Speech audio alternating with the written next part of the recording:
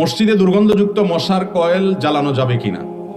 মসজিদে যে সমস্ত মশার কয়েল আমরা ব্যবহার করি মশা তাড়াবার জন্য, এই মশার কয়েলগুলো দুই প্রকার। কিছু আছে যেগুলোতে দুর্গন্ধ আছে, যথেষ্ট পরিমাণ কষ্ট হয় এই গন্ধে, আর কিছু আছে যেগুলোতে এত গন্ধ নাই, বরং সেগুলোতে এক ধরনের সুগন্ধি এরকম কিছু একটা অনুভব করা যায়।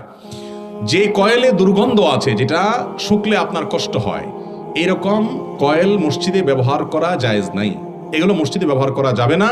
যদি করেন তাহলে সেক্ষেত্রে মসজিদের আদব নষ্ট করার গুনাহ হবে, শামিল হবে। কারণ নবী করিম সাল্লাল্লাহু আলাইহি ওয়াসাল্লাম বলেছেন, তাতাআযাল মালাইকা বিমা ইয়াতাআযা বিহি বানু আদম।